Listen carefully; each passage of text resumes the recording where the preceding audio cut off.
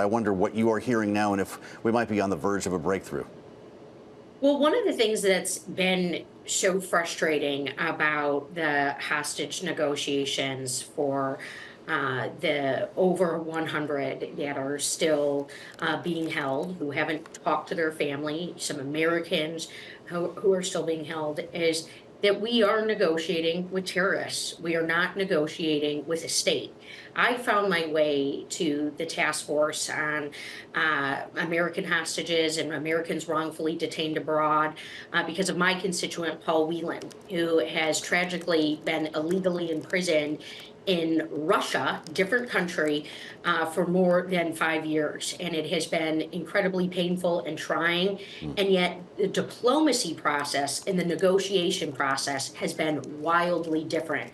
Paul has had consistent counselor access. He's had the ability to talk to his family. Obviously, we want those negotiations to play out and we want to be able to see him come home. But when you're negotiating like we are on the global stage, we just saw our Secretary of State over in the Middle East, working with a host of countries and partners, presenting a deal to Hamas, a deal that continues to get rejected, there's frustration abound. And then when you listen to the hostage families, their pain is so deeply palpable. Families that were taken hostage together, seeing one released, one still being held, who are also pushing on their own government for a different course of action to see their loved ones return home. And this has been dizzying. It has been unfathomable. I just want to think back to October 6th. We never imagined a situation like this. But on November 30th of this year, my resolution alongside French Hill calling for the return of the hostages in Gaza, condemning Hamas, passed the United States House of Representatives with 414 votes to 0. It was unanimous. And it's really important for the American people, Joe, to hear that, because so often on this issue, we feel divided.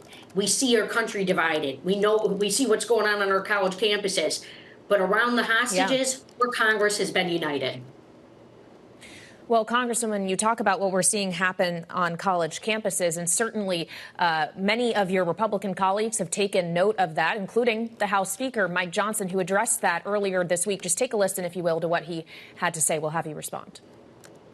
We will not allow anti-Semitism to thrive on campus, and we will hold these universities accountable for their failure to protect Jewish students on campus. And that's why today we're here to announce a House-wide effort to crack down on anti-Semitism on college campuses. The federal government plays a critical role in higher education, and we will use all the tools available to us.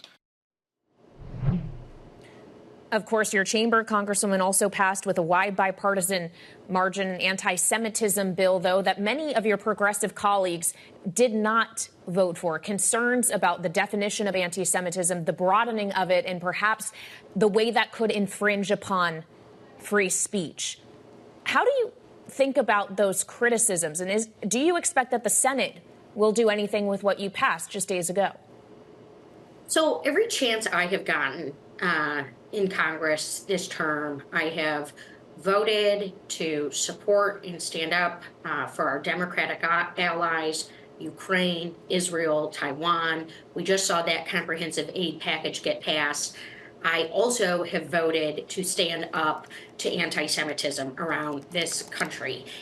We are living in a time of increasing anti-Semitism, increasing hate crimes across the board, and we need to take a stand. And as a humble lawmaker in the lower chamber, I voted for the bipartisan anti-Semitism bill this week, and am encouraged that the Senate might be able to strengthen it and make it more palatable.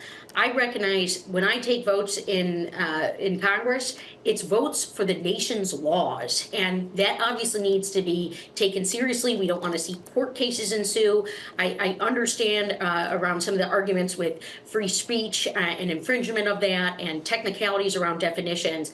But we have a Jewish community right now that's in deep pain and needs to know that lawmakers have their back. And any chance I get to do that, I'm going to take those votes accordingly.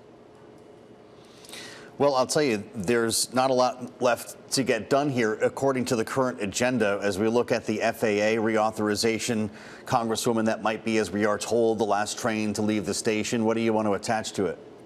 You know, I'm thrilled, Joe. I got word just the other day that my turbulence research bill is right now included in the FAA reauthorization that's making its way through the Senate. So we passed it in the House, and we're seeing it go through the Senate. And look, as we get closer to the election, everyone starts to ask that question about what's palatable and what can get done here. And I always mention FAA reauth, certainly the Farm Bill. We've got some other reauthorizations that we need to get done in the Congress. It's questionable if we will or if we won't reauthorize some things on the science and tech innovation front.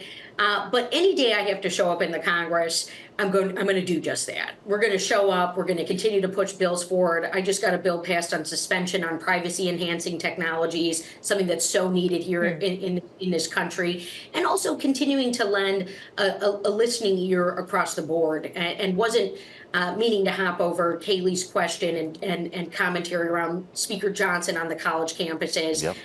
There's a lot of pain going on our college campuses right now. And I'm pushing for students to be heard. I'm pushing for Jewish students to feel safe, just as I'm also pushing for Muslim students to be safe. And let's also be clear about the GOP. They're here to stand up to anti-Semitism. I'm going to join them in that. But let's also make sure that we're standing up for gay and lesbian students who feel persecuted on their college campuses. Because I remember last term when I had to vote down a GOP amendment that was going to strip mental health protections for LGBTQ students. Let's fund the Civil Rights Office, and let's stand up for all students equally. So clearly, Congresswoman, you don't agree with your Republican colleagues on everything, and yet you and your party have signaled that you will step up to protect a Republican speaker by tabling a motion to vacate that Marjorie Taylor Greene says she is going to bring next week. I'll remind you what she said just days ago. I think every member of Congress needs to take that vote and let the chips fall where they may. And so next week, I am going to be calling this motion to vacate. Absolutely calling it.